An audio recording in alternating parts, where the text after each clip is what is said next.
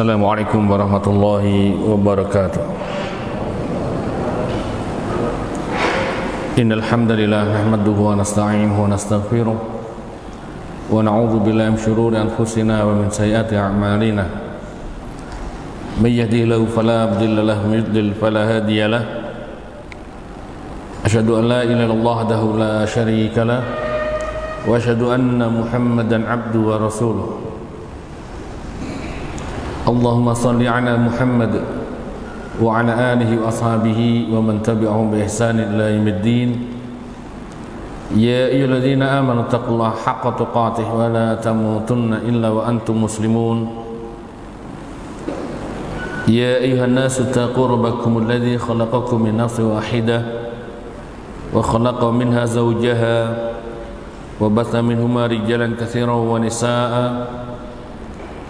Wattaqullaha alladzi tasaaluna bihi wal arham innallaha kana 'alaikum raqiba. Ya ayyuhalladzina amanu taqullaha wa qulu qawlan sadida yuslih lakum a'malakum wa yaghfir lakum dhunubakum wa man yuti'i wa rasulahu faqad faza fawzan 'azima. Amma ba'd, fa inna asdaqal hadits kitabullah wa khairal hadi hadi Muhammadin sallallahu alaihi wasallam wa syarrul umuri muhdatsatuha fa inna kulla muhdatsatin bid'ah wa kulla bid'atin dhalalah wa kulla dhalalatin finnar. Ikhwan fi din wa akhwati fillah rahimani wa rahimakumullah. Marilah kita senantiasa meningkatkan ketakwaan kepada Allah Azza wa Jalla dengan menjalankan perintah-perintah dan meninggalkan larangan-larangannya. Untuk melaksanakan perintah-perintahnya tentu harus didasari dengan ilmu. Untuk meninggalkan larangan-larangannya ya harus didasari dengan ilmu. Jangan dikira kita cukup hanya melaksanakan perintah saja, karena Allah Subhanahu wa taala firmankan fa'lam, itu di awalnya, fa'lam annahu la ilaha illallah, dalam surah Muhammad. Maka ilmuilah, maka berilmulah. Ini pertama yang diperintahkan Allah Subhanahu wa taala, fa'lam berarti berilmulah. Ilmui dulu annahu la ilaha illallah, bahwasanya tidak ada ilah yang berhak disembah kecuali hanya Allah Subhanahu wa taala. Tauhid. Seseorang bertauhid itu juga harus dilandasi dengan ilmu. Dan dengan landasan tauhid inilah seseorang bisa menjalankan agama Allah Subhanahu wa taala dengan baik. Seseorang bisa menyembah Allah Subhanahu wa taala di atas ilmu. Dan itulah tujuan dari kita belajar ilmu tauhid, agar supaya bisa beribadah, bisa menyembah Allah Subhanahu wa taala di atas ilmu. Maka tatkala antum ditanya seseorang, buat apa sampean belajar tauhid? Buat apa? Jawab ya, agar bisa beribadah, menyembah Allah Subhanahu wa taala di atas ilmu. Karena banyak orang yang mengatakan saya menyembah Allah, saya beribadah kepada Allah, tapi tidak di atas ilmu yang benar. Maka bisa jadi ibadahnya itu ditolak, bisa jadi ibadahnya justru merupakan suatu perkara yang paling dimurkai Allah Subhanahu wa taala. Ternyata ibadahnya itu berupa kesyirikan, tapi dia sebut dengan ibadah, tapi sungguh sebutan itu sebutan tanpa ilmu. Jadi harus paham terlebih dahulu, tahu ilmunya, baru dia mengucapkan sesuatu, baru dia beramal. Berani ngomong dulu tanpa ilmu, kalau sekarang ini bisa disebut apa? hoax, ya, huak, ngomong tanpa ilmu, berita dusta, beramal tanpa ilmu akan berbuah kesesatan. Maka yang demikian itu adalah perkara yang terlarang. Dan kaum terdahulu telah dilaknat oleh Allah Subhanahu wa ta'ala. Mereka ada dinyatakan kaum yang sesat, mereka ada yang dinyatakan kaum yang dimurkai, ad-dhalin dan al-maghdub di dalam surah Al-Fatihah, yang kita selalu minta pada Allah Subhanahu wa ta'ala, ihdinas siratal mustaqim siratal ladzina an'amta 'alaihim ghairil maghdubi 'alaihim waladdallin. Kita selalu minta, itu berupa doa ya, yang terus dibaca karena Al-Fatihah rukun. Kita mohon pada Allah SWT agar senantiasa diberikan hidayah di atas jalan yang lurus, jalannya Rasulullah SAW dan orang-orang yang mengikutinya dengan lurus. Kemudian kita memohon agar supaya kita dijauhkan dari jalannya al-maghdub. Al-maghdub yang dimaksud adalah Yahudi. Mereka itu golongan yang dimurkai Allah Subhanahu wa ta'ala. Dan ad-dhalin, kita minta agar supaya kita dijauhkan dari jalan mereka, yakni orang-orang yang sesat. Siapa yang dimaksud? Yaitu Nasrani, Nasara. Ya, mereka kenapa al-maghdub tadi? Kenapa yang dimurkai Allah? Mereka dititipi ilmu, tapi mereka, amalan mereka mendustakan ilmunya.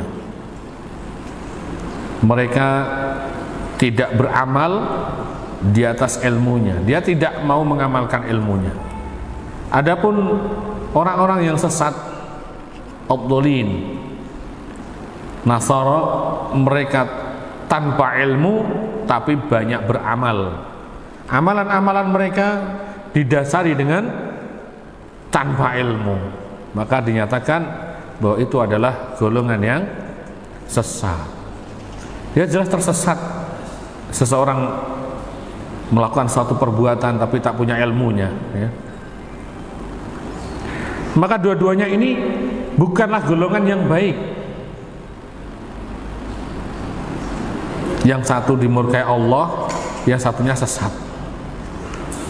Ya, maka kita memohon pada Allah SWT agar diberikan hidayah di atas jalan yang lurus, di atas ilmu.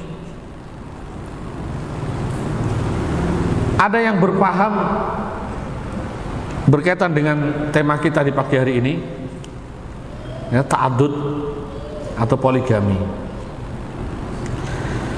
Ini merupakan salah satu syariat Allah Subhanahu wa ta'ala. Jelas sepakat para ulama, ini merupakan syariat Islam. Ya, ada aturan-aturannya. Maka harus diilmui. Tapi sebelum kita awali lebih lanjut, nanti kita kajiannya ini ya agak interaktif ya, karena kurang begitu bersemangat kalau nggak interaktif itu, seperti ngomong sendirian. Jadi seneng kalau anak itu interaktif ya, ngomong, antum jawabnya ora popo. Kalau ditanya, nek ora tak takoni jawab dhewe aneh. Kalau saya tanya jawab, itu interaktif. Kalau anak tanya secara global, ya antum menjawab yang global, ben rame. Ya. Berarti antum masih apa? Oh, gak masih hidup, masih mendengarkan, maksudnya gitu.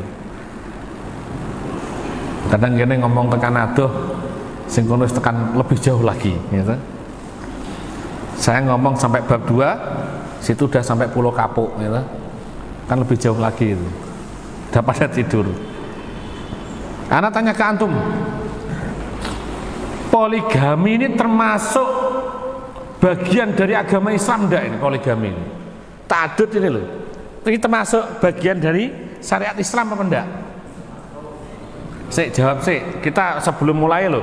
Nek enggak termasuk dari syariat Islam enggak usah dibahas ya. Enggak usah dibahas. Wah ini belakang keras gitu. Poligami atau ta'adud ini termasuk bagian dari Islam? Termasuk ya? Termasuk. Kalau termasuk bagian dari Islam, berarti nanti akan mengikat hukum-hukumnya di situ. Nah, hati-hati. Kalau udah masuk pada daerah ranah itu hati-hati. Kalau masuk bagian dari Islam, hati-hati. Maka barang siapa yang menghina bagian dari Islam itu merupakan suatu apa? Kekufuran. Menghina bagian dari Islam, menghina ajaran Islam, apakah itu hukumnya mubah, hukumnya sunnah, hukumnya wajib, selama itu bagian dari Islam, maka menghinanya termasuk nawaqidul Islam, termasuk pembatal keislaman. Hati-hati, jangan menghina. Berarti berolok-olok berkaitan dengan syariat Islam itu termasuk kekufuran apa tidak? Berolok-olok poligami digugujkan guyonan. Loh, kan tadi disepakati itu.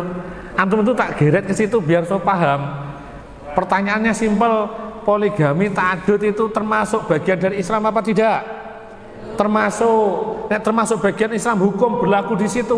Berarti kalau ada yang istihza, dia menghina, mengolok-olok syariat dari Islam, bagian dari Islam, itu termasuk min nawaqidul Islam, termasuk pembatal keislaman. Berarti menghina poligami, menghina ta'adud termasuk suatu kekufuran.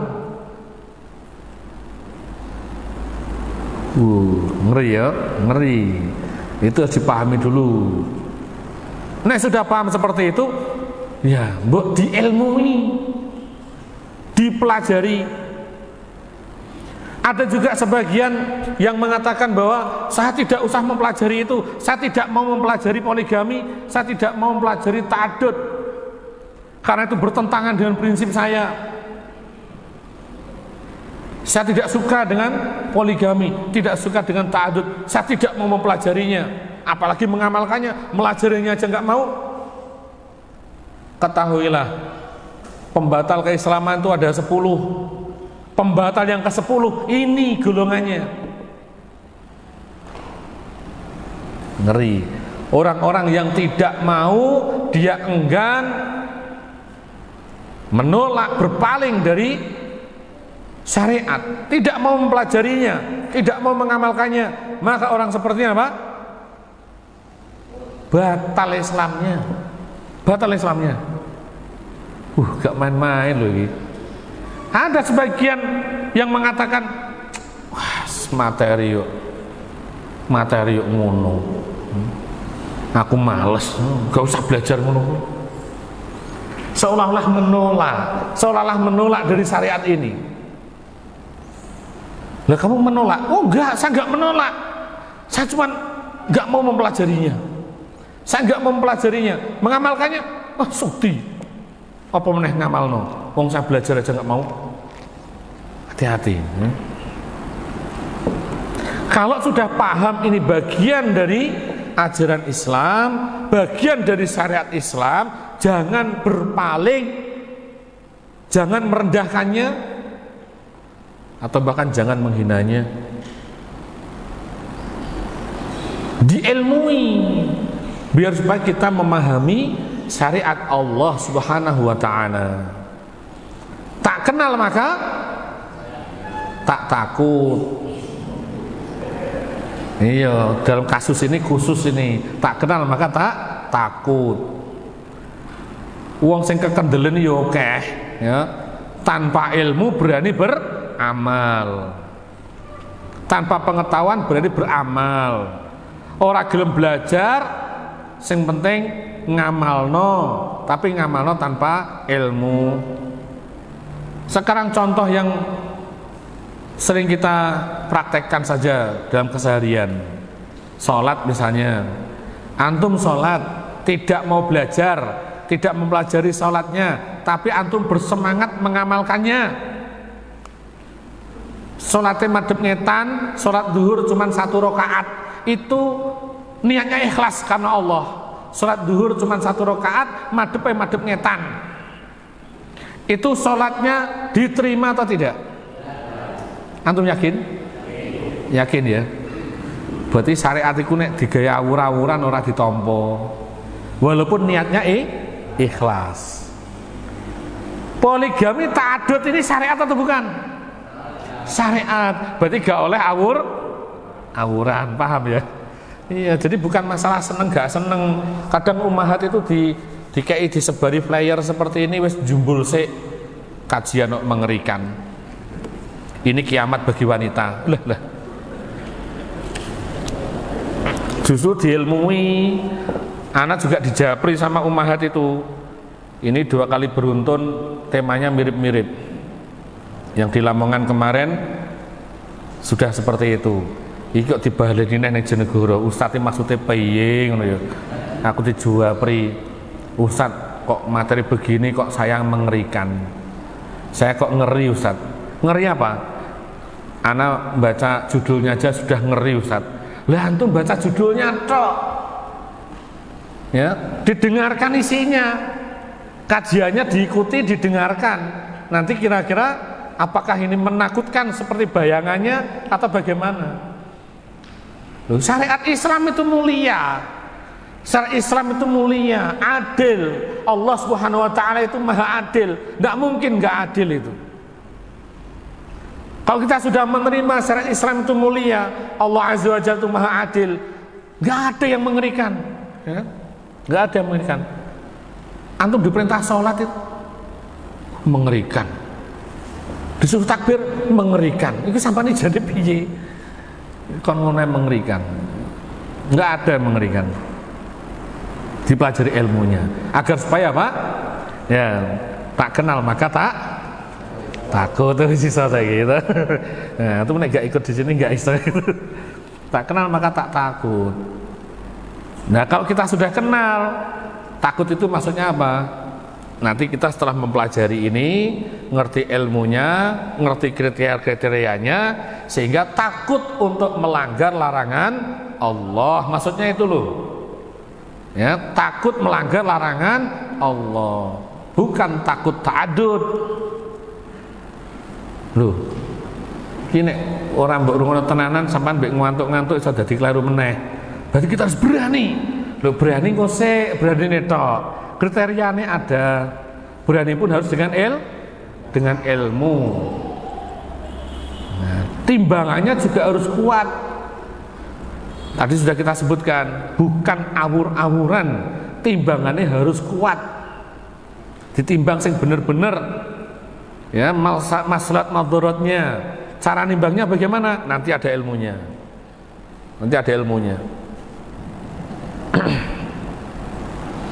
Jadi di sini ana tidak menyuruh antum untuk ta'adud. Banyak salah dipahami sama akhwat, sama ummahat gitu ya. Kajian seperti ini seolah-olah kita ini menyuruh orang untuk ta'adud. Salah paham itu. Atau sebaliknya melarang orang untuk ta'adud. Bukan itu maksudnya. Iki diilmui. Ada syarat-syarat yang mengikat di sini, ada aturan-aturan yang sudah digariskan oleh syariat, itu dipahami. Nanti masing-masing orang ini bisa mengecek dirinya. Saya ini masuk yang golongan mana, yang seperti apa. Kadang kalau nggak dijelaskan dari sisi ilmiah, itu nanti akan banyak orang yang ngomong tanpa ilmu. Ngomong tanpa ilmu pun sudah bermasalah, apalagi praktek tanpa ilmu. Contohnya apa? Ngomong tanpa ilmu bermasalah. Di sini berkaitan erat. Sesuatu yang membawa kepada kebaikan, ya tentu dia berpahala. Tapi sesuatu yang membawa kepada kerusakan, maka pasti akan dicegah oleh syariat. Ya, sesuatu yang membawa kepada kerusakan pasti akan dicegah oleh syariat. Jadi nggak benar kalau syariat Islam itu membawa kerusakan, itu nggak benar sama sekali. Pasti akan dicegah oleh syariat. Poligami merusak? Enggak, sama sekali tidak. Syariat poligami, syariat ta'adud, itu ada syariat Allah Subhanahu wa taala, itu mulia. Enggak ada rusak-rusaknya, mulia karena datang dari Allah Subhanahu wa taala. Mulia syariat ini. Jangan ada yang merendahkannya, jangan ada yang menghinanya. Menghinanya, merendahkannya itu suatu kekufuran. Hati-hati.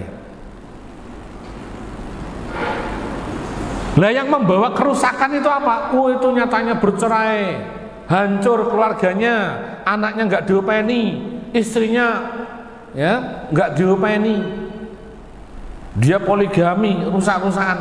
Oh, ini yang rusak bukan syariatnya, yang bikin rusak bukan syariatnya, tapi orang-orang yang tidak mau mengikuti syariatnya, tidak mempelajarinya, itu yang merusak. Kalau dia mempelajarinya dengan baik dan benar, dia ikut syariatnya dengan baik dan benar, nggak ada rusak-rusakan. Kenapa? Karena kalau dia ikuti syariat itu dengan baik dan benar, dia akan berpikir, dia akan menimbang dirinya. Saya melakukan ini atau tidak? Saya ngomong ini atau tidak?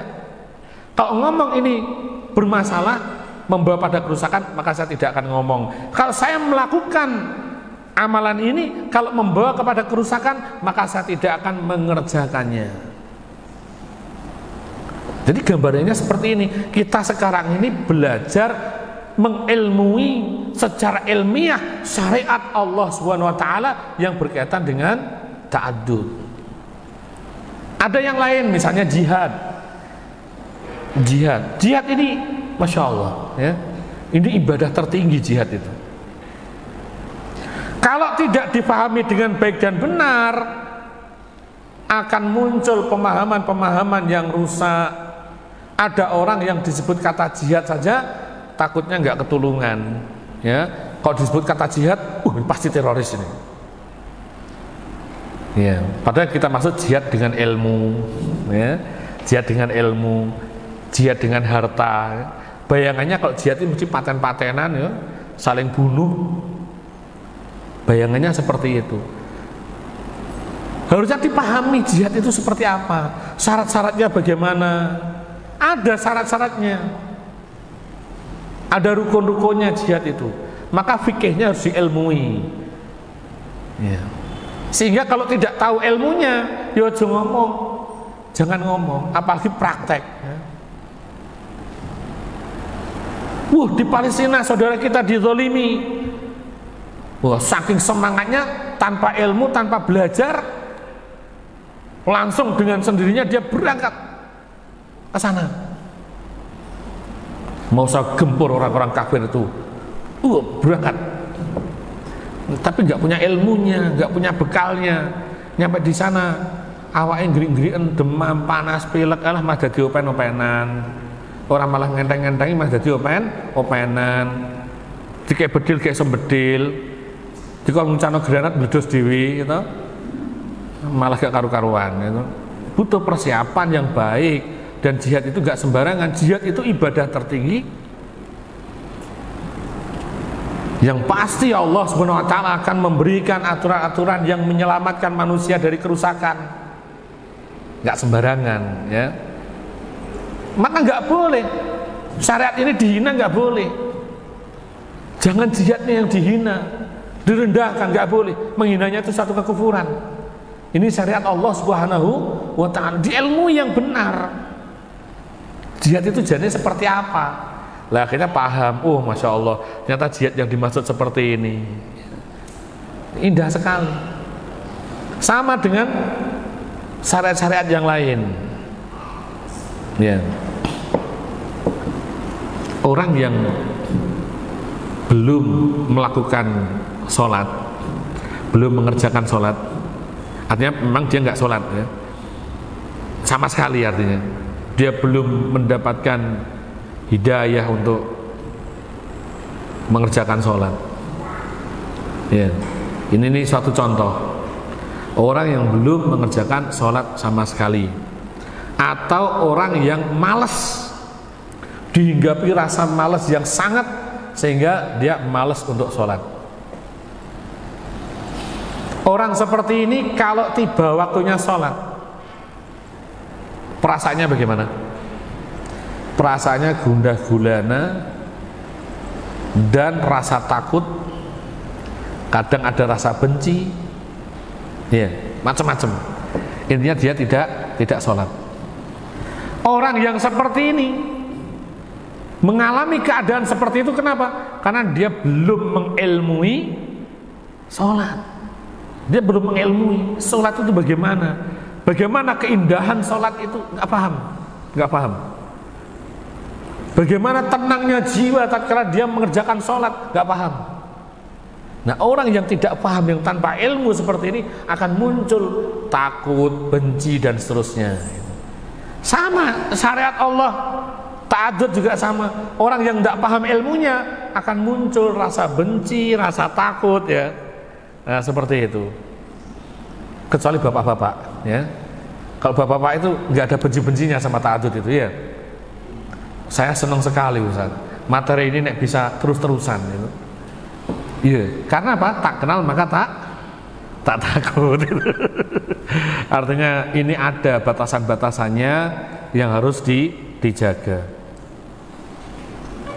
Kita nanti sampai jam berapa, Pak? Di jadwal sampai jam berapa?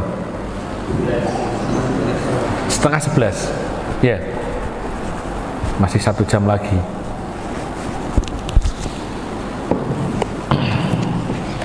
Baik. Jadi materi ini sebenarnya bukan berdiri sendiri, ya. Di kajian kita di Masjid Ibnu Abbas ini, materi ini sebenarnya runtut, ya. Materi ini kita bahas runtut, diambil dari kitab Al-Intisar li Huquqil Mu'minat. Jadi di sini kita bahas hak-hak wanita, hak-hak para mukminah, para muslimah. Dari awal sudah kita bahas muslimah sebagai anak, muslimah sebagai istri, sebagai ibu. Nah, ini bagaimana hak-haknya sebagai masyarakat, itu bagaimana hak-haknya, itu sudah kita bahas. Jadi kalau antum yang sekarang baru mengikuti kajian ini, ya, hendaknya juga mencari ilmunya yang berkaitan dengan hak-hak wanita. Kalau kita ngomong hak-hak wanita, berarti kewajiban bagi para suami. Nah, ini loh ilmunya. Antum sebelum bahas masalah ta'adud poligami ini, antum ini para lelaki, para suami harus paham ilmunya, ilmu tentang hak-hak para wanita. Artinya kewajiban dari para suami untuk memenuhinya. Kalau hak wanita, kewajiban dari para suami ini, suami tidak memenuhinya, hukumnya apa? Kewajiban itu tidak dilakoni, hukumnya apa? Dosa. Nah, itu kita belum masuk ke sini, itu harus antum pahami dulu. Ana hanya sedikit mengingatkan di antara yang perlu antum pahami. Jadi kalau kajian kita di sini sudah selesai, ya. Kita bahas mengenai hak yang sebelumnya ini. Jadi setelah bab poligami ini juga ada bab lagi lanjutan dari kitab ini. Kalau kajian di sini insya Allah berlanjut kitabnya. Jadi antum yang para suami harus paham di mana kewajiban-kewajiban yang harus dipenuhi oleh suami kepada istrinya. Itu apa saja? Itu antum harus pahami, ya. Kadang orang dipikir, nggak dipahami, sehingga terjadi permasalahan-permasalahan. Ya, diantaranya ya jelas antum mungkin sudah paham kewajiban memberi nafkah, kewajiban memberi tempat tinggal, memberi rumah, itu kewajiban suami. Mbok kuwi omahe kos-kosan, mbok kontrakan, ya sementing duwe tempat tinggal. Nah, kemudian menggauli istri dengan baik. Itu juga kewajiban suami, menggauli istri dengan baik. Kemudian tidak boleh menyebarkan rahasia istri, tidak boleh jima di tempat terlarang, mentakdib, mengajar atau mendidik istrinya. Loh, itu kewajiban. Nenek bojo sing balelo jangan langsung disalahkan istrinya, wanita durhaka dan seterusnya. Nah, sampean bagaimana sebagai suami? Sudah mendidik istrinya dengan baik atau belum? Ya toh? Wah, wong wedok ora iso nyontoni anake sing apik, ya toh? Gak ngajari sholat. Lah sampean, aku nyusul. Padha ae. Berarti nggak bisa mendidik dengan baik. Bagaimana memberikan sanksi kepada istrinya, bagaimana dia cara bersikap di dalam rumah tangganya, itu ada aturannya. Bagaimana suami membantu istri, bagaimana suami berdandan untuk istrinya. Ini haknya istri loh itu. Jadi istri itu berhak untuk melihat antum itu trendy, melihat antum itu ganteng, rodok boys, ora aut-autan, gitu. Sing ceklane oli, ci olinen, engko sing gaweane ning gone pinggir jalan, mbok kerja apa ya? Yang penting halal, mungkin di tukang batu, tukang bangunan, apa enggak masalah. Tapi ya tetap di hadapan istri di rumah itu. Nah ini harus diketahui, ternyata istri punya hak untuk melihat antum itu berdandan. Kebanyakan yang dipahami itu suami menuntut istri untuk berdandan ya. Bojo kok angger aku mulai mergawi klambine mesti dastere suwek-suwek, sirahe ditempleki koyok, ambune bualsem. Ini bojo apa? Wajar nek aku golek neh. Oh ngono, alasannya bapak ngono. Nah ini salah kedaden. Harusnya kan ya dia mendidik istrinya, di samping dia mendidik istrinya, dia juga harus mengawali dari dirinya sendiri. Suami itu harus mengawali dari dirinya sendiri kalau ingin mendidik orang lain. Anaknya digoreki dia ini gak ngelakoni, istrinya disuruh-suruh dia gak ngerjakan. Contoh di depan mukanya, contoh di hadapan mereka bahwa si suami mendustakan apa yang dia omongkan. Ya kan ngeri itu. Antum nggak dipercaya ya. Besok kamu jangan gini. Nasihati anaknya udah nggak percaya. Oh bapak belgedes lu ya, sampai berani seperti itu. Kenapa? Karena dicontoni sesuatu yang buruk di depannya. Itu cepat sekali kok sama anak itu ya, cepat sekali.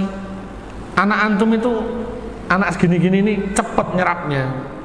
Kalau nggak antum kasih contoh yang baik, begitu antum kasih pertontonkan sesuatu yang tidak baik, langsung diserap. Kalau orang tua ngasih contoh yang jelek, ya jangan harap anaknya nanti bisa menghormatinya. Susah. Ya maka itu harus diawali dari diri kita, para suami, memberikan contoh yang baik. Kemudian ya berdandan tadi yang dimaksud di dalam rumahnya itu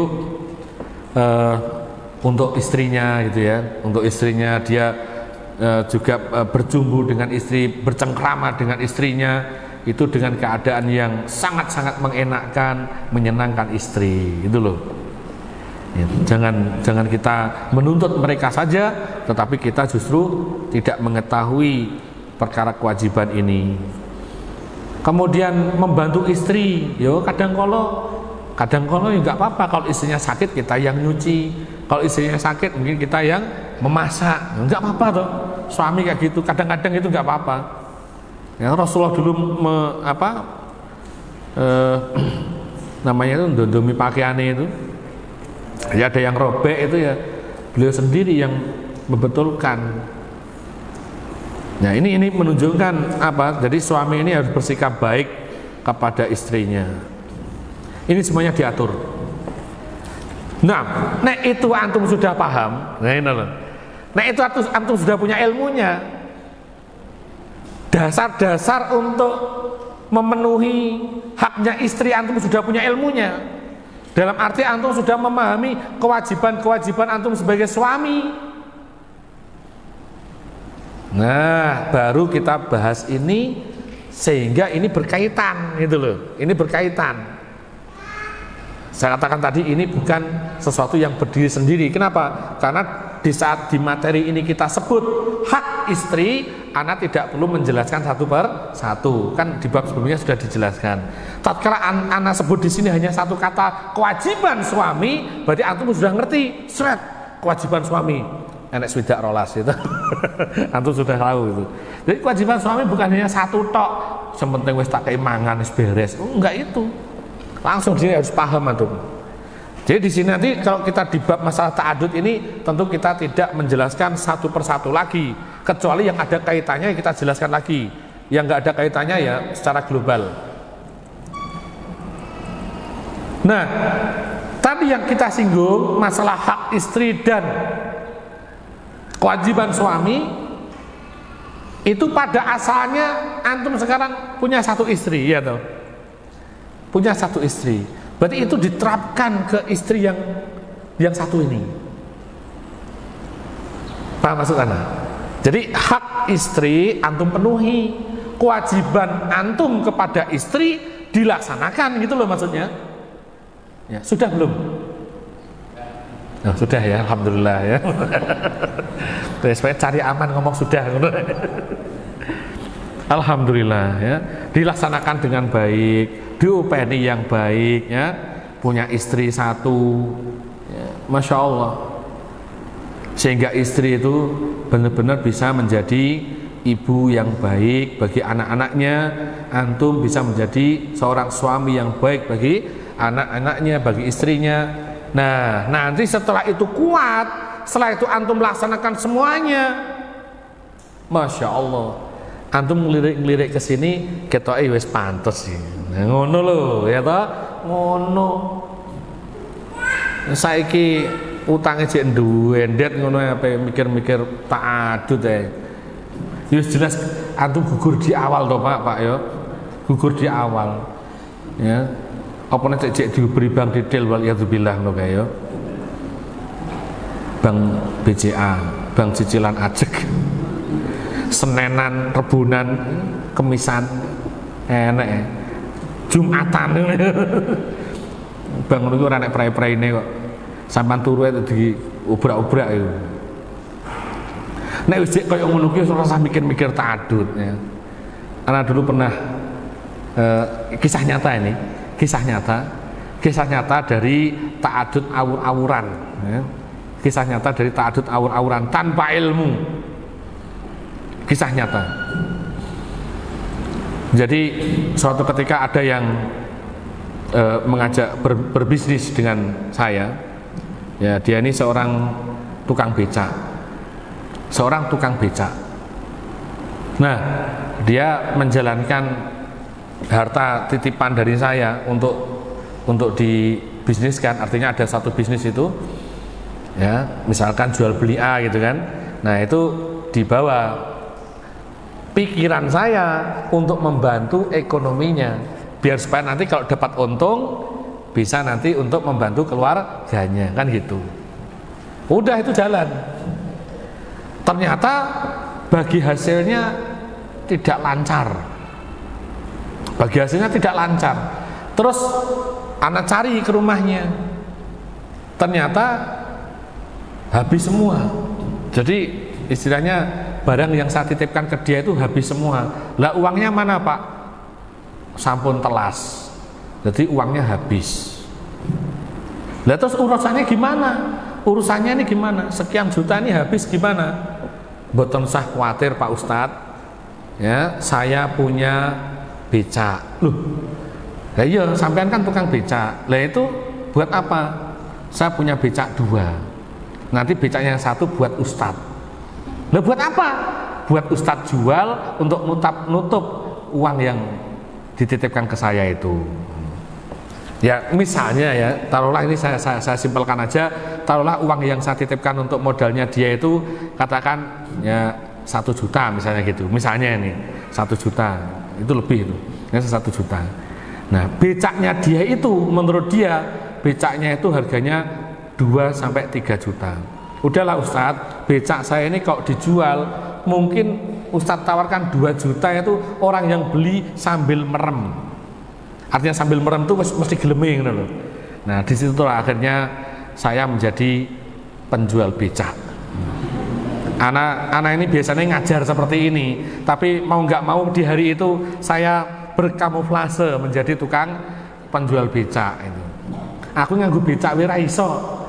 Nah, akhirnya anak ya piye meneh jan iki tukang becak iki gari repot tenan. Wis modal gak duwe dimodali, begitu modalnya habis, aku kan ngedolno becake untuk nyaur utangnya dia ke saya. Itu kan bolak-balik ya. Nah, saya tawarkan becak itu. Saya tawarkan ke becak itu ke tukang-tukang becak. Semua tukang becak angkat tangan.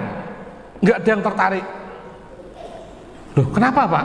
Ini becak ini katanya harganya 3 juta. Saya minta sampai hanya 1 juta tok, masa enggak ada yang mau Pak? Nah, kan ibaratnya sudah rugi banyak toh? Enggak ada yang mau. Akhirnya saya diberikan kuliah oleh para tukang becak itu. Jadi para tukang becak di Pasar Buah itu ngasih tahu saya, kan sudah banyak yang kenal.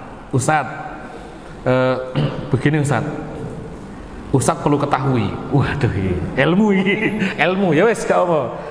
Ustadz perlu ketahui bahwa becak itu ada 2 jenis.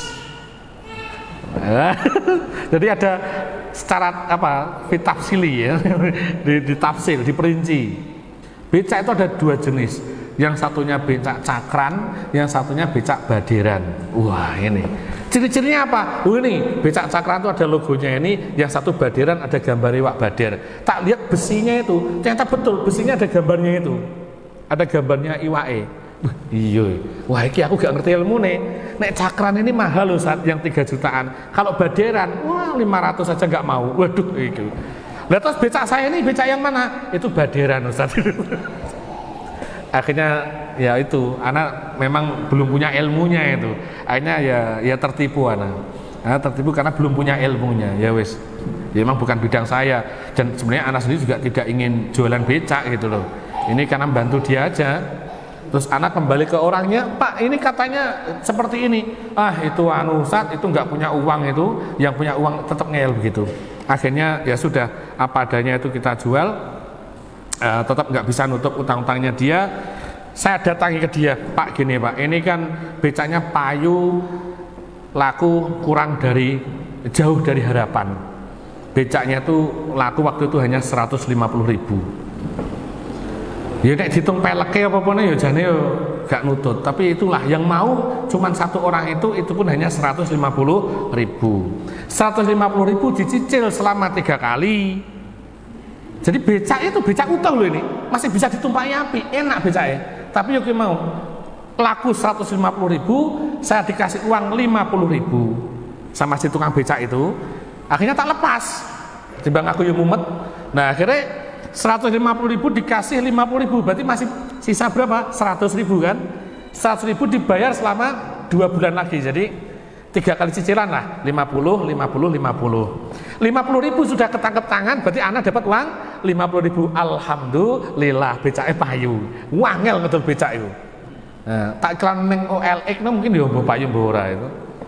Nah, akhirnya saya pegang 50.000, yang 100.000 tak tagih bulan berikutnya.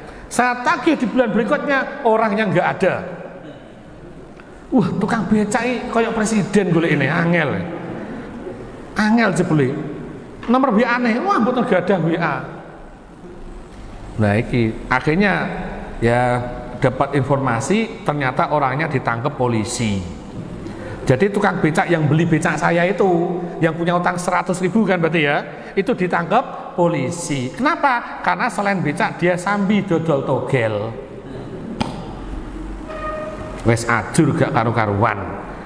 Ya, ini namanya harta tidak berkah ya kayak gini nih. Anak akhirnya curiga sama si tukang becak yang hubungan ke saya itu. saya datangi, Pak, iki becakmu ajur, ini 150.000, ya saya cuma dapat 50.000, yang 100 belum terbayar, orangnya di penjara. Wes entek gak karu-karuan. Padahal utangnya sampan wes tanggap lunas. Ya wes ibaratnya kita apa ya, pengalaman gitu aja. Wes dia udah terlanjur saya lunaskan ya wes. Orangnya ketawa-ketawa. Ya memang resikonya jual beli ya begitu Ustaz, ada untung ada rugi. Wah alah aku. Nah itu Mas bisa ngomong begitu. Jane duit kuwi entek mbok nggo apa? Saya tanya gitu. Wong kamu ya tumpakane gitu-gitu aja. Asline mbok nggo apa? Nah, terjawab sepuntune Ustaz, jane bojo kula niku kalih. Nah iki nyaingi kita ya kan. Nah ini nyaingi kita, mungkin siji.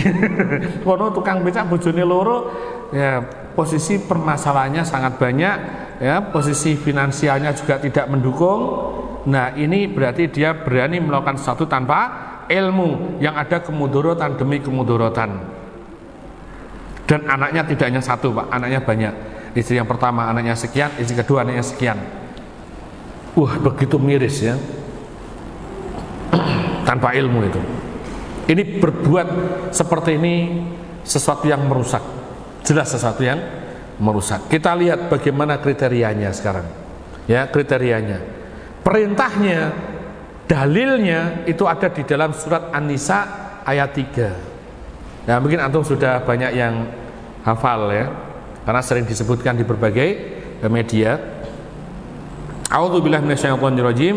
Fankihu ma taba lakum minan nisa'i mathna wa thulatha wa ruba'.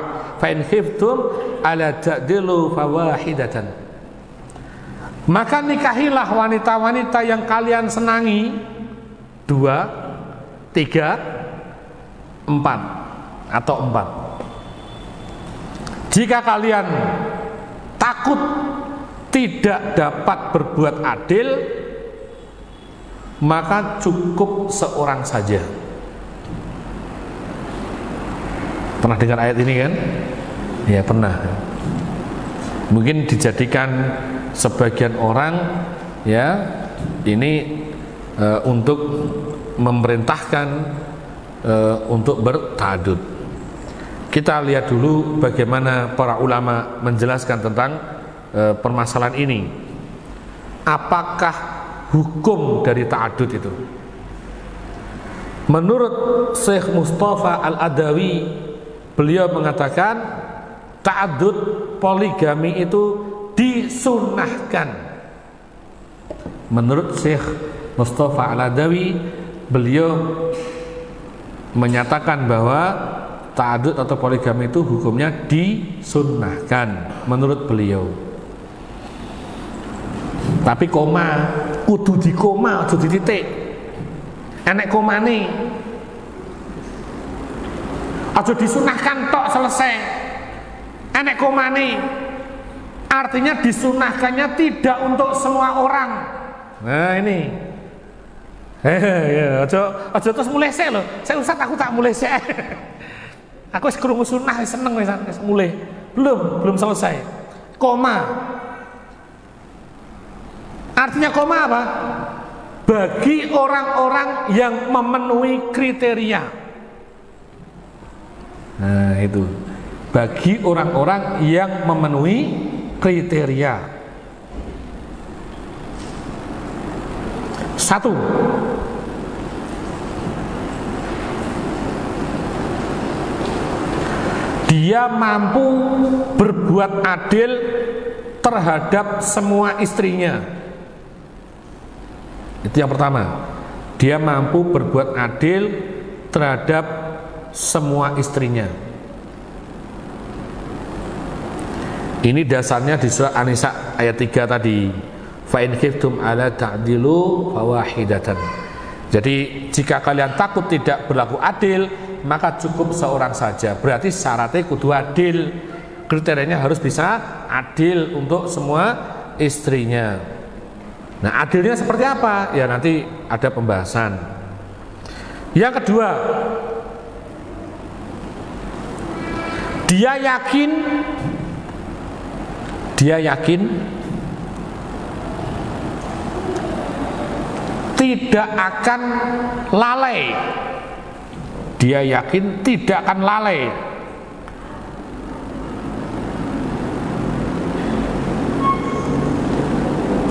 dari menjalankan ibadah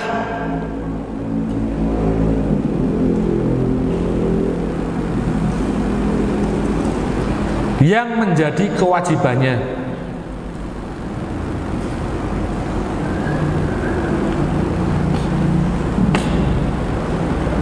Jadi jangan sampai karena sebab anak dan istrinya, anak-anak dan istri-istrinya itu dia lalai dari kewajiban beribadah kepada Allah Subhanahu wa ta'ala.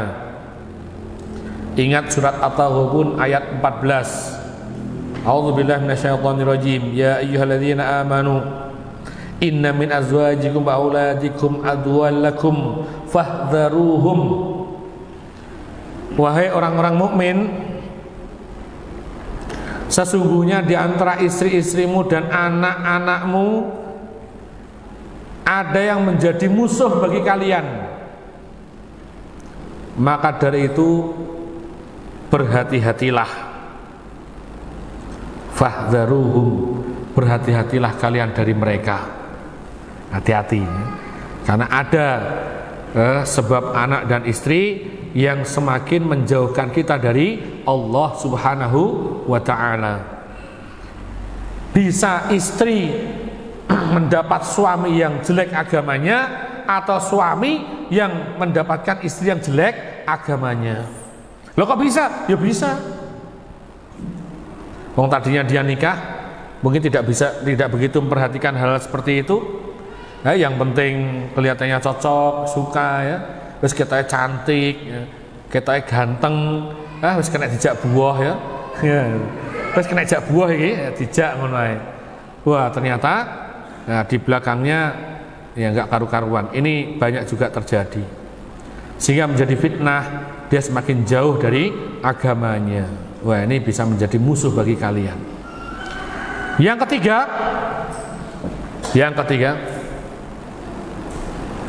digaris bawahi, dikotai ya nomor 3 iki, dieling-eling sing tenanan maksudnya. Dia memiliki kemampuan untuk menjaga dan melindungi kehormatan istrinya sehingga tidak mengakibatkan kerusakan. Nah ini dia memiliki kemampuan untuk menjaga dan melindungi istri-istrinya itu agar tidak tertimpa kerusakan, karena Allah Subhanahu wa ta'ala tidak menyukai kerusakan.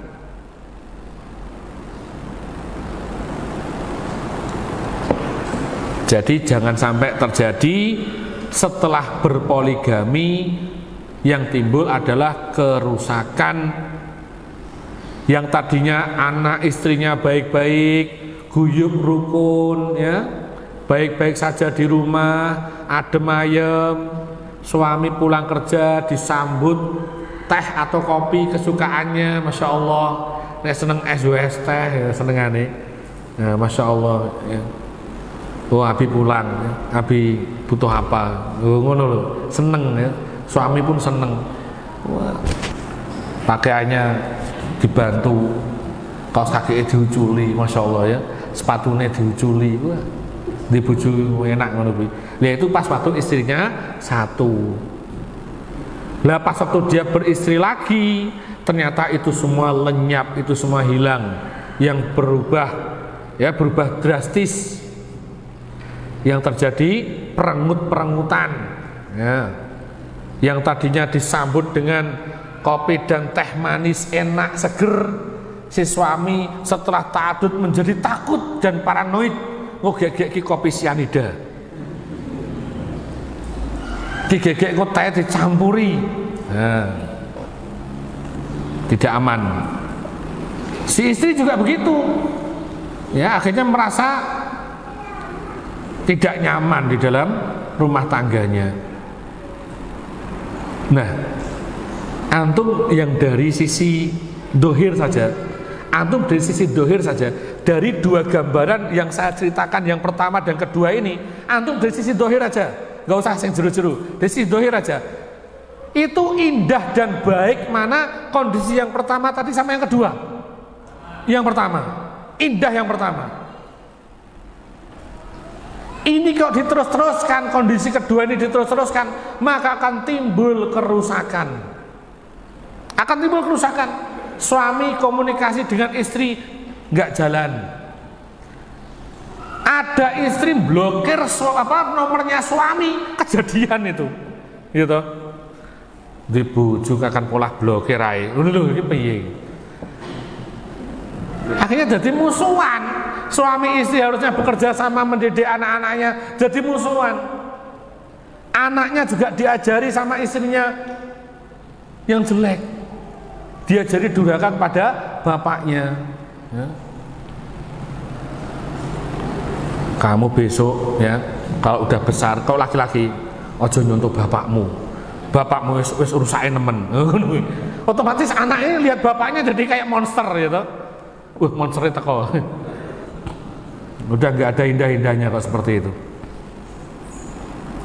Nah, ini timbul kerusakan, ya, timbul kerusakan. Dan Allah Subhanahu wa taala tidak menyukai kerusakan. Apalagi kalau ditambah dengan ya tidak memberikan nafkah lahir maupun batin, terbengkalai semua. Ya, tidak lagi nyambangi istri anaknya, sibuk dengan istri barunya. Nah, yang kayak gitu itu berarti akan timbul kerusakan yang dahsyat, sampai akhirnya timbul perceraian, anak dan istrinya menjauh darinya, sampai nanti dia datang ke rumah aja diusir sama istrinya, tidak bisa ketemu anaknya. Itu sungguh-sungguh sangat pedih, sangat menyayat hati. Dan itu ya, anak kasih tahu antum semuanya, kejadian kayak gitu itu akan terekam pada anak-anaknya. Dan luka sayatan pisau itu masih bisa kering ya, seminggu 2 minggu bisa kering. Tapi sayatan hati kepada anak, goresan hati pada anak, itu sulit sekali keringnya, dan akan direkam oleh anaknya. Wah, bapakku dulu seperti ini, bapakku dulu seperti ini, jelek sekali di hadapannya. Dan itu tidak bisa tergantikan. Waliyadzubillah. Jelas ini kerusakan yang dahsyat. Nah, yang keempat, kriteria yang keempat,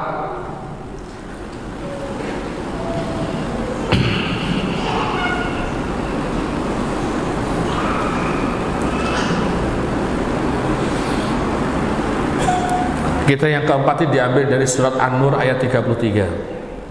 A'udzubillahi minasyaitonirrajim. Wal yasta'fifil ladzina la yajiduna nikahan hatta yughniyahumullahu min fadlih. Orang-orang yang tidak mampu menikah hendaklah menjaga kehormatannya hingga Allah memberi mereka kemampuan dengan karunia-Nya. Artinya kriteria yang keempat ini, sebagai suami mampu menafkahi mereka. Ya, suami harus mampu menafkahi mereka.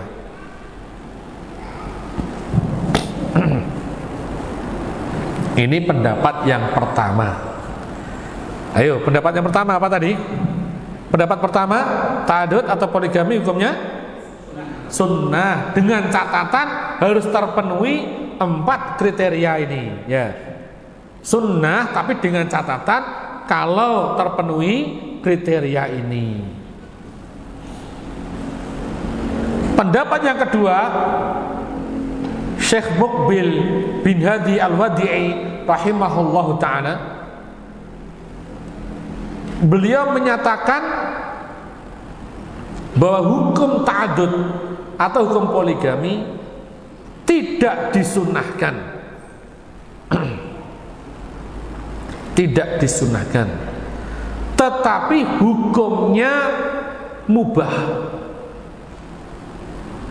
Hukumnya mubah.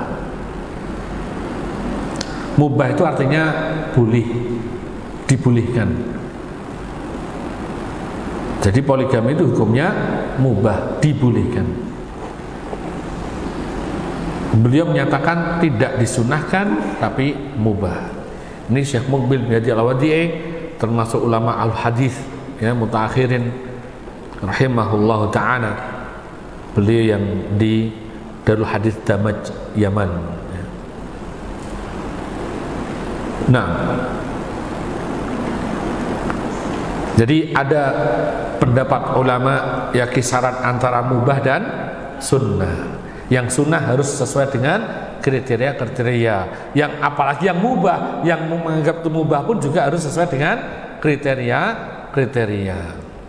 Sehingga bisa menjadi tolok ukur untuk diri kita masing-masing. Tolok ukur untuk diri kita masing-masing. Kalau untuk melaksanakan sesuatu yang mubah atau untuk melaksanakan sesuatu yang sunnah, kalau sampai berbuat kerusakan, maka itu akan timbul keharaman. Apa iya antum pengen mendapatkan pahala sunnah tapi mendapatkan dosa karena sesuatu yang haram? Nah, ini harus diperhatikan. Jadi yang mendengarkan materi ini ya tidak akan terjadi kubu-kubuan ya. Tidak akan terjadi kubu-kubu pro poligami dan anti poligami. Wong ini syariat Islam. Gak ada pro-pronan kayak gitu. Ya kita semua harus menerima syariat Islam itu neng diilmui. Nah, seseorang yang melihat ini kemudian dia tidak mampu berpoligami, dia mempelajari ilmunya ini, berarti dia sudah mengamalkan ilmunya belum? Duh, sampai ngantuk gitu. Antum sudah belajar ini, sudah tahu ini, sudah mengilmui ini, tapi karena melihat ini kemudian antum tidak mampu atau merasa bahwa antum tidak sesuai kriteria, kemudian antum tidak berpoligami, antum mengambil pilihan untuk tidak ta'adud, berarti antum sudah mempraktekkan ilmunya belum? Alhamdulillah sudah ya. Jadi yang dimaksud mempraktekkan ilmu ta'adud itu belum tentu harus berpoligami. Orang-orang yang menahan diri tidak berpoligami, dia pun sesungguhnya sedang mempraktekkan ilmu ini. Kenapa? Karena ilmu ini ada syarat-syaratnya. Gitu loh. Contoh misalnya antum ilmu jihad. Antum ilmu jihad, ngerti syarat-syarat dan rukunnya. Di antaranya punya kemampuan untuk menghadapi orang-orang kufar. Punya kemampuan. Nah, tatkala tidak punya kemampuan menahan diri, maka dia ini sedang mempraktekkan ilmunya. Dia tahu ilmu tentang masalah fikih jihad ini. Ya, jadi jangan dikatakan orang ini tidak mengamalkan ilmu. Orang mengamalkan ilmu itu belum tentu untuk seperti itu. Ya tergantung ini prakteknya bagaimana. Jangan nanti dia lakukan itu tetapi ya dia lakukan jihad tapi jihad yang tanpa ilmu, ya jangan. Saya sana musuhnya punya meriam tank ya, punya apa lagi AK-47, senjatanya macam-macam. Ayo kita mati-matian tempur ke sana. Kamu punya apa? Silet. Kuwi jenenge konyol, Pak. Ya. Itu namanya konyol. Enggak boleh itu. Ya. Ya ayyuhalladzina amanu la apa? Jangan kamu wala tulqu bi'aidikum ila tahlukah. Jangan kamu membinasakan dirimu dengan tanganmu sendiri, ya. Jangan kamu menjebloskan dirimu dalam kebinasaan. Ini banyak larangan-larangan seperti itu. Ya maka tidak boleh kita konyol-konyolan gitu kan. Iya, kono wis nggawa senjata macam-macam kene ndang trimo nggawa silet yo aja Pak yo. Ya kene urung apa-apa lagi ngene-ngene der mati sik. Jangan. Ya strateginya diatur, ini bagaimana, kapan saatnya menyerang, kapan bertahan kan gitu. Sama dengan antum fikih ingkarul mungkar. Fikih ingkarul mungkar, antum yang sudah paham ilmunya fikih ingkarul mungkar, nanti akan ada beberapa sikap yang berbeda. Nah, ada.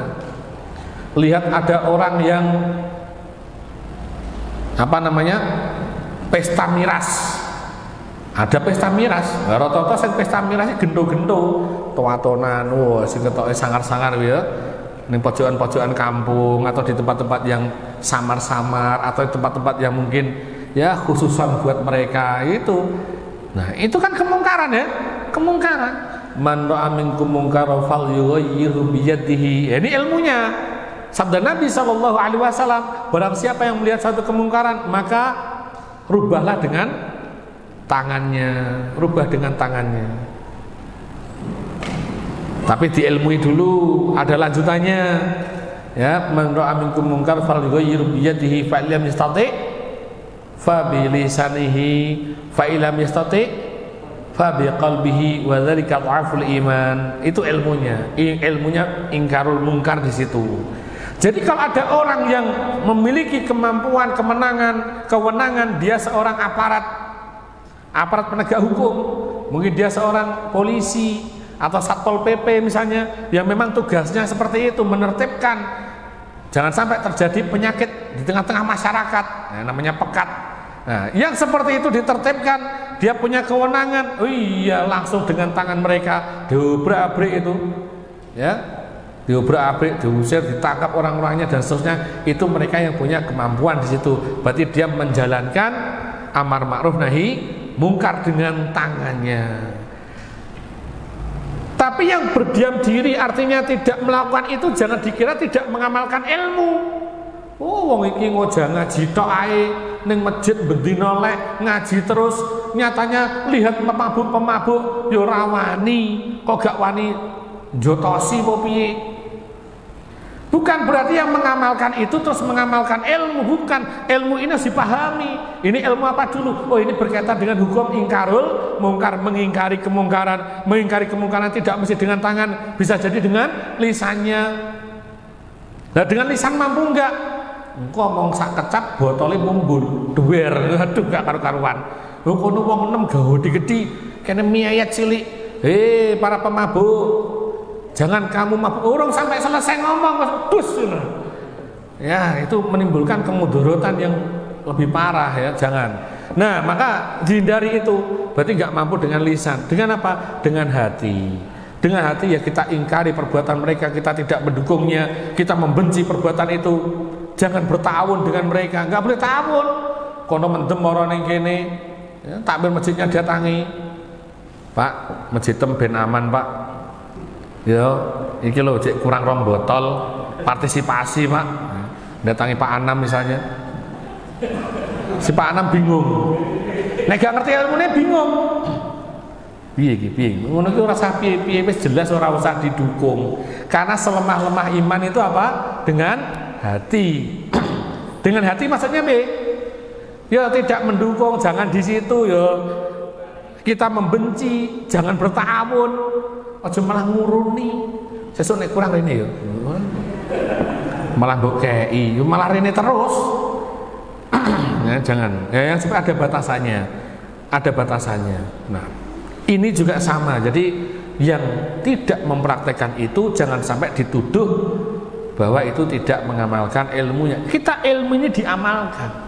Nah, dengan cara sesuai dengan hukum-hukum yang terkait dengannya, ada syarat-syaratnya, ada ketentuan-ketentuannya. Nah, secara global itu yang terpenting harus dipahami. Kemudian ada beberapa penjelasan-penjelasannya. Insya Allah mudah-mudahan di waktu tersisa masih ngatasi. Berkaitan dengan poligami ini kita bahas beberapa hak-hak wanita. Berarti itu kewajiban bagi suami. Kalau antum menikahi 2 istri, ini kan bab poligami ya. Berarti saya nggak ngomong 1 istri, berarti ngomong 2 atau lebih. Ya. Wis ora ekstrim. Iki ibu-ibu wis gak wedi neh, wis tak jelasno mau lho ya. Aja wedi neh. Aku ngeri ngrungokno ngene iki. Sik ngono ya. Kowe nek urung ngaji, nek wis ngaji gak ngono, wis ngerti ya. Tadi ilmunya udah tahu ya. Udah tahu ilmunya. Enggak takut lah ya. Umat enggak takut. Kalau suaminya diajak ngaji di sini, dengar penjelasan tadi justru tidak takut. Ya, karena suaminya akan tahu terhadap kemampuan dirinya. Ngono loh. Makanya diajak hadir, jangan nanti ibu-ibu malah punya pikiran bojoku aja sampai ngerti ilmune ngono. Nanti kalau si suami tahu ilmunya sampai nanti dia melaksanakan ta'adud, saya yang rugi. Oh, salah ya. Justru harus hadir biar tahu ilmunya. Ya setelah tahu ilmunya ya kan nggak masalah ya. Nggak masalah, dia tahu nanti kemampuannya bagaimana. Ya masing-masing aja. Nah, kalau antum nikah lebih dari 1, 2, 3, atau 4, maka hak dari istri yang harus dipenuhi adalah istri itu mendapatkan rumah masing-masing. Bar kono ya. Wah, aku mau siji wae ngontrak itu. Nah, iki mikir. Ya gak apa-apa, bojo nomor 1 tak kontrakno, bojo nomor 2 tak kontrakno, nomor 3 tak kontrakno. Namanya kontraktor ya ta. Kuwi jenenge kontraktor nekat gitu. Kontraktor nekat. Kalau rumah masing kontrak kok saya nggak begitu yakin kalau antum bisa ngurusi yang lain. Oh, yang udah punya rumah pakem nggak pikir kontrakan aja, ya masih mikir ini ya kan. Ini kan urusannya banyak, gak hanya masalah rumah saja. Ini baru satu item ini, baru satu item. Artinya kalau antum punya istri 2, berarti antum harus memikirkan 2 rumah. Dan antum harus bersifat apa? Adil. Nek siji mbok duwe omah pribadi, nek siji mbok kontrakno adil apa ora? Ya ora adil. Dek, sampean kan istri baru, ya toh? Sampan sementara tak kontrakkan ya di rumah yang baru. Sik Mas, bahasannya kok rada membingungkan. Maksudnya itu rumah baru atau rumah kontrakan? Saya kontrakkan di rumah yang baru deh. Omae apik wanyar. Tapi rumah kontrakan. Nah itu istrinya yang kedua ini mesti akan protes. Yo musim pertama mbok kaya omah dhewe, Mas. Masa aku mbok kontrakno lak kaya simpanan. Enggak apa-apa, Dik, kamu simpanan yang aku cintai. Alah cek ngono. Alasane wong ra mampu gitu. Harus adil. Terutama dari sisi-sisi dohir itu adil.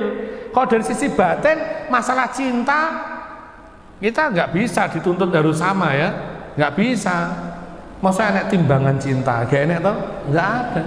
Jadi masing-masing yo mesti ada apa ya, rasa cinta yang berbeda-beda kadarnya, itu biasa, nggak masalah. Ya tetap dicintai semua, tetapi masalah ya berapa persennya tuh nggak usah menuntut. Si istri juga nggak perlu gawe masalah, gitu.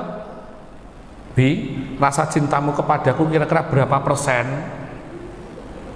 Kalau sama istri yang itu berapa persen? Kira-kira tinggi mana? Wah, ya itu nganggo apa alate ya? Ngecek kan gak iso itu. Dan itu nggak dituntut seperti itu ya. Adil di sini dalam arti bukan adil dari sisi perasaan. Nggak bisa itu diukur, sulit diukur. Dan antum tahu ilmunya untuk mendamaikan perselisihan istri. Nah, itu. Nek menurutmu saya ini bagaimana ya, Abi? Wah, kamu ya istri yang paling aku cintai. Nggak nek sangkar sijine, menurut saya dibanding istri yang lain gimana ya, Abi? Ya, kamu juga yang paling aku cintai. Kabeh yang ngono.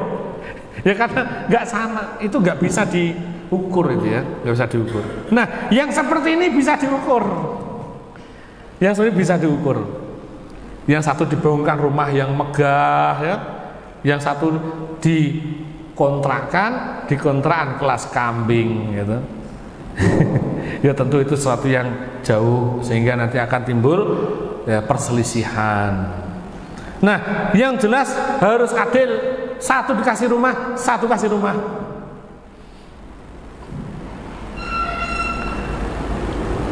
Jadi setiap istri harus mendapatkan haknya. Dalilnya surat Al-Ahzab ayat 33. Surat Al-Ahzab ayat 33. Waqarna fi buyutikunna, hendaklah kalian tetap di rumah-rumah kalian. Berarti masing-masing punya rumah.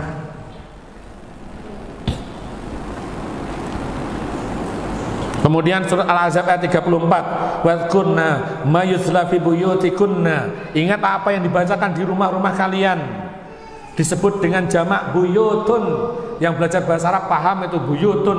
Buyutun itu jamak dari baitun. Nek baitun itu siji, nek buyut berarti banyak. Banyak itu berapa nek bahasa Arab? Lebih dari 2. Artinya banyak.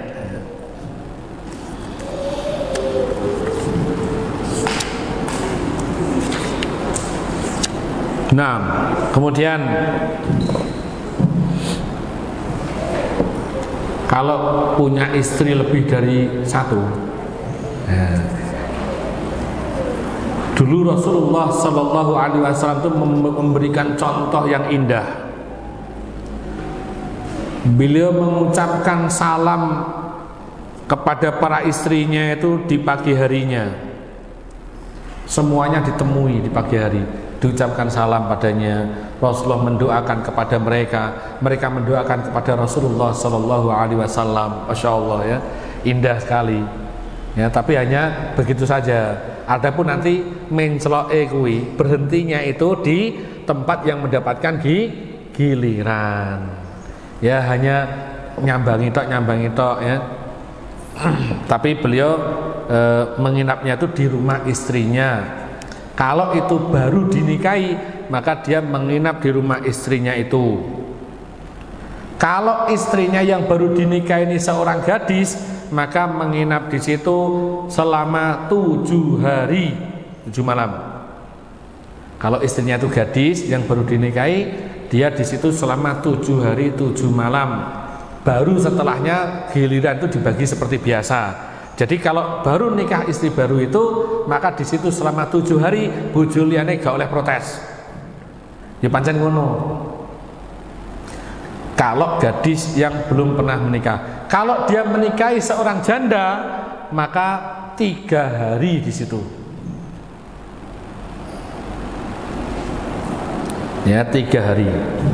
Baru kemudian gilirannya berjalan seperti biasanya.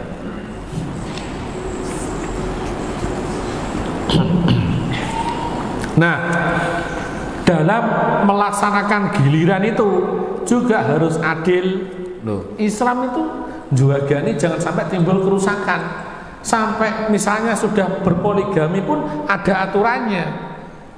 Ada sikap-sikap yang dijaga oleh syariat ini. Dicontohkan siapa? Dicontohkan oleh Rasulullah Sallallahu Alaihi Wasallam.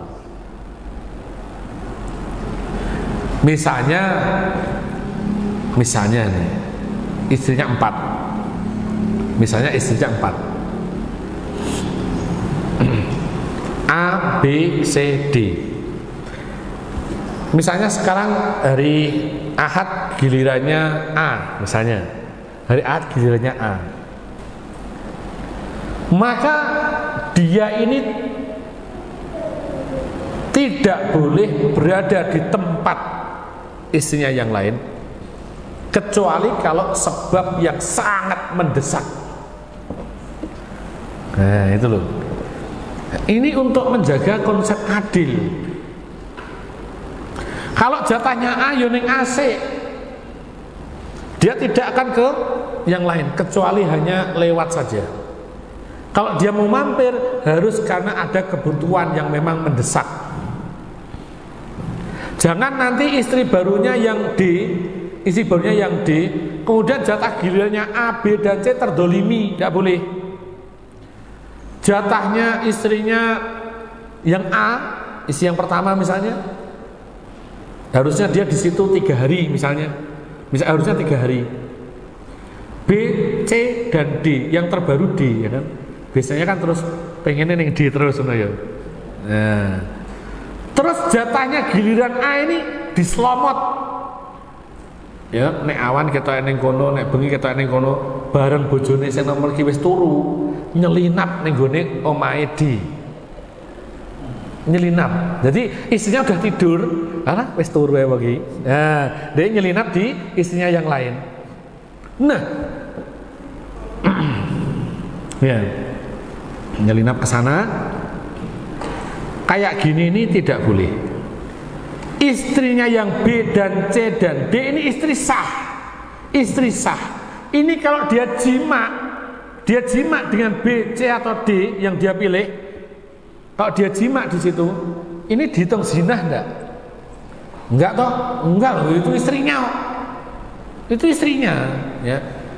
Tetapi dari sisi aturan adab bertaadud ini tidak boleh seperti itu. Kenapa? Untuk menghindari kerusakan, untuk menghindari perselisihan. Karena perselisihan itu jelek. Kalau perselisihan itu terjadi nanti bisa timbul kerusakan. Maka satu syariah Islam ini menjaga dari pintu kerusakan. Ojo ngono. Carane piye? Lah, nek gilirane ayo ning awae, ora usah dadak mlayu rono. Nanti si A malah tersinggung, si A tersinggung, ya, nanti bikin nggak baik. Nah itu jangan. Ya, paham ya? Jadi yang misal giliran ayo ning awae, boleh ke sana memang kalau ada kebutuhan yang mendesak. Kebutuhan yang mendesak, misalnya mungkin lupa belum ngasih uang jatahnya, atau mungkin mau nanda tangani rapot anaknya gitu kan. Saya aku tak rono sih nanda tangani rapot ya. Nanda tangani rapot 2 jam ya kesuwen. Enggak boleh. Itu. Jadi hanya boleh sepintas saja terus balik lagi. Nah, itulah aturan-aturannya ya. Enggak boleh seenak-enaknya sendiri. Nah, kecuali kalau dia mengikhlaskan jatahnya itu untuk yang lain, itu boleh. Kalau dia mengikhlaskan, ya, dia mengikhlaskan jatahnya untuk yang lain, itu boleh. Sebagaimana yang dilakukan Saudah binti Zam'ah radhiyallahu anha. Ya, Saudah binti Zam'ah ini tatkala beliau sudah usianya sepuh, dia tidak ingin dicerai sama Rasulullah. Yang penting Rasulullah tidak menceraikan saya, jatah saya tak berikan kepada Aisyah radhiyallahu anha. Rasulullah seneng. Ini boleh kayak gini ya, boleh. Jadi dia yang meridhokan jatahnya untuk dipakai untuk orang lain, untuk istrinya yang lain, itu boleh. Tapi kalau tidak seperti ini, tidak diberikan kepada yang lain, maka harus dipenuhi ya, tidak boleh tidak. Kemudian berikutnya, adil dalam memberikan nafkah.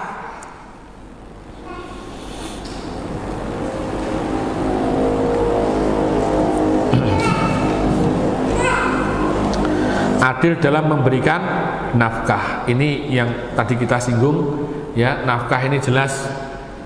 Maka adil itu artinya tidak mesti sama rata, sama rasa, tidak mesti, tapi sesuai dengan tempat yang tepat. Nah itu, sesuai dengan tempat yang tepat, artinya sesuai dengan kebutuhannya. Misalnya istri punya anak 1, yang satu punya anak 5. Istri punya anak 1 dikasih misalnya 1 juta, yang punya anak 5 1 juta. Oh yo angel yo, ngaturnya susah ya toh. Susah kan, beda ini kan. Nah ini yang dimaksud adil itu enggak mesti rata semua, itu enggak. Ya. Wahai istriku, ada 4 misalnya kan. Nah ini gajiku ini 2 juta. Berarti kalian 500, 500, 500, 500. Ya. Ini namanya bukan adil ya. Apa namanya? Ya? Namanya kedoliman. Loh kok bisa kedoliman? Iya, gaji 2 juta wanita adut. Berarti orang mocok kriteria nih. Lha iki mbok pakane opo 2 juta itu dienggo wong 4. Ya toh? Loh karuan yang antum punya 1 istri. Antum yang punya 1 istri ini loh. Nek gak percaya, ganasnya wanita gitu. Sampean gajimu 4 juta, yo kekno kabeh nek gak percaya. Ya kekno kabeh. Jane bravo. Entane sedelok ning ngarepan, sedelok ae rasa suwe paling banter 1 jam. Mbok kon ngentekno pinter pol kowe. Ora sang ngenteni bojo 4, bojo 1 entek kok kowe kok, gitu. Ora sambo jajal, tenan kowe. Sampean kok iya bener Ustaz. Berarti mbok telepon aku kok. Ternyata omongan Ustaz betul. Lho kok jajal? Iya Ustaz. Ya salahmu dhewe. Iya. Jadi seperti itu. Baik, kemudian mengundi istri ketika akan bepergian. Misalnya istrinya 4. Kalau antum akan safar, loh ini untuk menegakkan prinsip adil itu ya syariat itu mengatur. Kalau antum bepergian, kok istrinya 4, nek dijak kabeh ora masalah. Nek diajak satu, diajak semua, nggak masalah. Kalau tidak diajak, tidak usah diajak semua, nggak masalah. Lah nek misalnya antum pengen ngajak salah satu atau berdua, ini yang jadi masalah, gitu. Bojone 4 sing dijak loro. Ya dadi masalah toh? Dadi masalah sing liyane iren. Biar supaya gak iren piye? Diundi. Ini seperti yang dilakukan oleh Rasulullah sallallahu alaihi wasallam. Diundi. Nanti yang keluar namanya itu yang dijak. Ngono lho. Nek diundi kan sama-sama oke lah gitu ya, ridho ya. Sama-sama ridho. Pokoknya sing metu jenenge kok dijak ngono. Ya. Neng yo sing jujur, ayo ingeti iki yo, ingeti kabeh yo jenenge nek kabeh papat iki. Engko aja jenenge siji. Misale siji jenenge Siti, kabeh Siti yo aja. Ini gak adil kuwi jenenge. Nah, namanya ada semua, 4 dimasukkan, diundi. Nanti yang ketemu yang keluar itu nah diajak pergi gitu loh. Antum kayaknya nggak ada ngantuk ya, antusias semua gitu ya. Nah, kemudian apabila terjadi sengketa, perselisihan di antara istri, inilah sebagai seorang suami harus tampil sebagai sosok yang adil, ya, sebagai sosok yang adil. Jangan justru pro-pronan, jangan terjadi. Diajari yang baik, ya, dia menjadi penengah yang adil, yang baik. Nanti dia memutuskan sesuatu sesuai dengan yang terbaik, sesuai kaidah-kaidah syar'iyah. Ada riwayat ini dari Anas radhiyallahu anhu, beliau menceritakan ketika Nabi Shallallahu alaihi wasallam berada di salah seorang istrinya, di rumah salah seorang istrinya. Kemudian salah seorang dari istrinya yang lain mengirimkan sebuah piring berisi makanan. Nah, istri yang rumahnya ada Rasulullah tadi memukul tangan pembantu yang mengantar makanan tersebut hingga piring itu jatuh dan pecah. Kemudian Nabi SAW mengumpulkan pecahan piring itu, kemudian meletakkan kembali makanan tersebut di atasnya. Kemudian beliau katakan, ya, ibu kalian sedang cemburu. Nah, itu ya, cemburu. Rasulullah dengan bersamanya, kok istri yang lain mengirimkan makanan ke situ. Wajar toh kalau cemburu toh. Oh, ini jatahku kok. Jatahku tidak dikirimi panganan barang. Dia marah terus ditampel itu. Yang nganter itu ditampel. Des, itu akhirnya jatuh. Nah, kemudian Rasulullah katakan kepada yang diutus itu, ya ini ibu kalian sedang cemburu. Nah, kemudian si pembantu ini ditahan sama Rasulullah. Istri yang nampel tadi disuruh ganti piringnya. Nah, disuruh ganti piringnya. Kemudian piring yang pecah tadi, yang pecah-pecah tadi, ya tetap diletakkan di tempat yang rumah yang nampel tadi. Jadi ini contoh yang adil ya. Nggak boleh seperti itu, gitu kan. Tapi Rasulullah memaklumi, namanya cemburu, ya kan. Nah, cemburu tapi yang benar ya. Cara yang benar, artinya tidak melampaui batas ya. Artinya diajari sama Rasulullah SAW, ini loh seperti ini, Masya Allah. Nah, ini salah satu contoh yang sangat baik.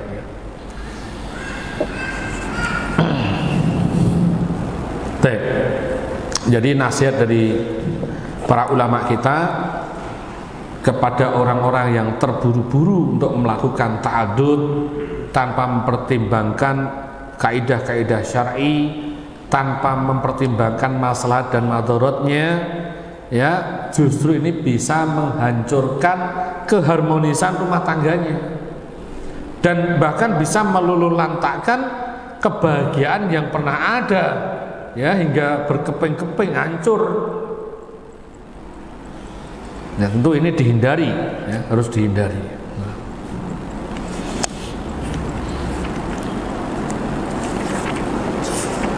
Baik. Ini ada waktu 15 menit. Ada tanya jawab? Ya, tanya jawab ya. Masih 15 menit, insya Allah ini cukup untuk materinya.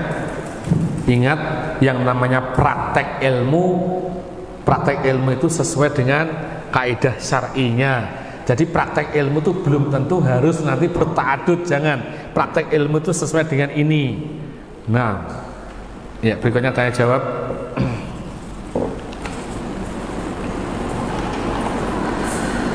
Yang pertama, ada pertanyaan, bolehkah kita berdoa dengan doa agar suami tidak menikah lagi? Ini doa yang tidak baik untuk suami, ya. Tapi doa yang baik untuk para akhwat biasanya. Para ummahat ini ya, namanya perasaan, ya tentu seperti ini wajar, ya. Namanya perasaan itu wajar. Dan kadang perasaan was-was itu muncul. Was-was itu muncul. Kalau suami tambah baik, ya, tambah baik, sak njaluk dituruti, kadang muncul perasaan itu. Bojoku tambah sih tambah apik piye? Malah medeni. Kok gek apik kawin neh. Repot, ya. Kadang jadi suami itu ya repot. Kita tadi dituntut untuk memenuhi hak-haknya. Begitu kita sudah tertib, ya, ning masjid yo tertib, taklim yo melok, tambah semakin soleh, gitu. Wah, tambah kowe tok apik ngono lho. Lho ngono iki malah do wedi lho ibu-ibu iku ngono aku. Ya, malah do wedi. Pak, jane aku seneng kowe sing gak patek soleh-soleh nemen ngono. Ngono kita terus piye, ya? Engko rada ngletok sithik doa sama Allah, berdoa sama Allah, ya Allah jadikan suami saya suami yang soleh ya Allah.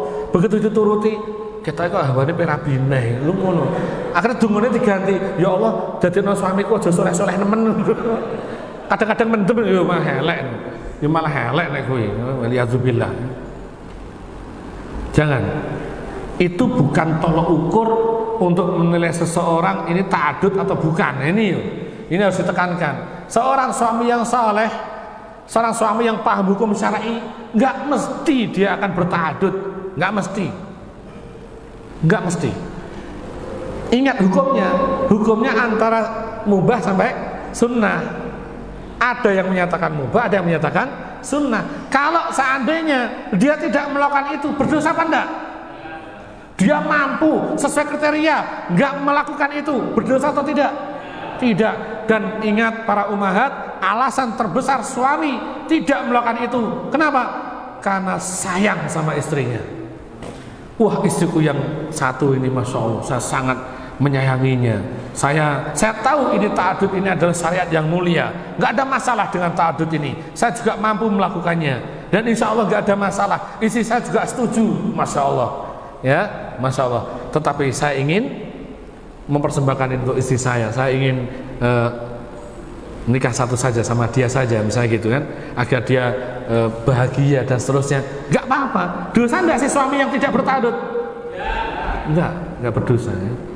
Nggak berdosa. Jadi nggak usah khawatir. Ummahat itu nggak usah khawatir. Ingat ini, ya. Berarti gimana? Biar supaya si suami bisa seperti itu, walaupun dia suwoleh, ya. Saking solehnya itu, ya.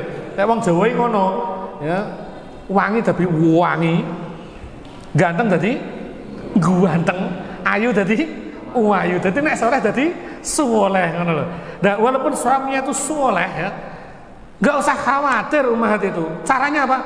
Tingkatkan pelayanan, ya, tenang, iya toh, tingkatkan pelayanan. Nah, iya no. Tapi kata angel nek gratis, Pak. Nek gratisan angel, tetap harus kita modal. Jadi tingkatkan pelayanan, ya.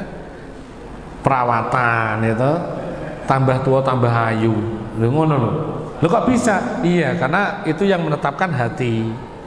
Suami itu kalau melihat istrinya, ada yang dikarunia Allah kecintaan, mawaddah. Melihat istrinya itu gak tambah tua, tambah ayu, ya, tambah seneng. Iya, bener itu. Ya, jadi ada yang seperti itu, ya alhamdulillah. Nah, maka tingkatkan pelayanan dan kualitas hubungan, ya. Kualitas hubungan ini penting. Hubungan komunikasi yang baik, ya, kemana-mana kebersamaan, sering bersama. Ya, dalam satu pekan ada waktu-waktu tertentu yang memang untuk keluarga. Enak itu. Ya, insya Allah kayak gitu itu udah cukup. Suami juga wis gayer-gayer, wis seneng-seneng ya. Wis aku wis cukup kabeh. Engko aku nek nambahi siji meneh ibaratnya gitu ya. Aku nambahi siji meneh engko gegek nambah perkara, ya. Dulu saya ngajari istri ini butuh waktu 6 tahun. Nek aku tambah siji neh, berarti tambah 6 tahun neh ngajari. Di tengah ngajari itu 6 tahun ngajari itu, ayo masing-masing antum yang sudah berumah tangga, mungkin antum bisa flashback lagi masa lalu. 6 tahun antum di awal rumah tangga, yakin itu mesti dipenuhi hujan air mata, ya. Ya. Kadang ada itunya, ya. Bentrok sama istri, ya. Seledot-seledotan. Neng tempat tidur kita yuk bareng, tapi disenggol kita najis, gitu. Wegah aku, wes wegah aku. Mas sing lanang ya ngono, sing lanang njaluk gak dikai urek, ya. Aku ora bakal nyentuh kowe selamanya. Seolah-olah seperti itu. Nah, nembek bapak gak usah wedi, Bu, ya. Engko orang ngasih sedina kuwi kok. 2 jam 3 jam wis maleh blentak-blentik ngono kuwi. Jadi itu biasa kayak gitu. Itu tahun-tahun awal, ya. Nek wis nganten-nganten amoh ini wis kawak-kawak ini wis ngerti permainan nih. Jadi sudah enjoy dengan apa yang ada. Sudah ayem, ya. Masya Allah. Insya Allah yang seperti itu pun ya Allah akan berikan kecintaan dan ketenangan, ya. Nah, ini bukan berarti melarang yang ta'adud. Yang bisa ta'adud misalnya dia nambah lagi kemudian bisa menjadikan kemaslahatan yang lebih besar untuk dakwah, untuk membela agama Allah. Masya Allah, bojone ustadzah kabeh, iya, bojone ustadzah kabeh, ngajarno agama kabeh. Dia ngajari ilmu disebarkan oleh istrinya masing-masing istri anaknya 9. Walah, 9 ping 4 36 gitu. Masya Allah, ya kan. Loh, mantep, kok kabeh dadi ustadz kabeh. Wah, sangar kuwi. Antum bisa punya pasukan sunnah loh. Tapi kuwi angel, butuh perjuangan yang dahsyat. Nah, nggak apa-apa kalau memang bisa, nggak apa-apa. Antum sendiri masing-masing punya ilmu untuk mengukur dari tadi yang sudah kita jelaskan. Nah, bolehkah kita berdoa dengan doa agar suami tidak menikah lagi? Nah, doa antum bisa dengan bahasa yang lebih bagus. Bukan berarti tidak menikah lagi itu suatu kebaikan, ya toh? Misalnya nih, anti berdoa, ya Allah, jadikanlah suami saya cukup menikah dengan saya selama-lamanya, ya Allah. Jangan sampai dia menikah lagi. Donga ini ketoknya apik, nggo dhewekne. Untuk suami bisa musibah. Lho kok musibah? Bar dekne donga terus mati. Loh, pernah enggak terbayang seperti itu? Iki juga aku ndongakno jenengan lho ya. Ora, jangan salah paham. Ini contoh kasus maksudnya. Masalah mati enggak usah khawatir. Masalah mati sudah ada jadwalnya. Misalnya saya katakan, ya bisa jadi habis kajian ini sampean sing mati apa aku sing mati? Apa terus sama terus wedi? Hi ngono. Ya ora ngono to. Kematian itu sudah ada jadwalnya. Kadang kita enggak memikirkan itu. Misalnya kita mendoakan suami, ya Allah, jadikanlah saya ini istri yang terakhir baginya. Ngesakno, lha nek jebule bar kuwi terus sing ndongakno mati, bojone pengen kawin neh piye? Ya. Lak gersang uripe. Wis jek enom didongakno ben gak kawin neh gitu. Gersang uripe. Iki kenapa to? Aku anggere kawin gak sido, penikah gak sido, bojoku wis meninggal. Kan dia duda kan, duda keren, ya kan ijek enom, pengen nikah lagi. Kok gak sido terus sih, kenapa toh? Padahal anak saya butuh ibu. Ini udah punya anak, anaknya butuh ibu. Nikah gak sido enek ya. Ape lamaran mobilnya numplek. Iya. Ape lamaran sing dilamar omahe kobongan. Gak sido. Bulet iki apa? Loh, bisa jadi ini karena doa-doa seperti ini. Iya, Pra? Loh, doa ini bisa dikabulkan enggak? Bisa. Ya,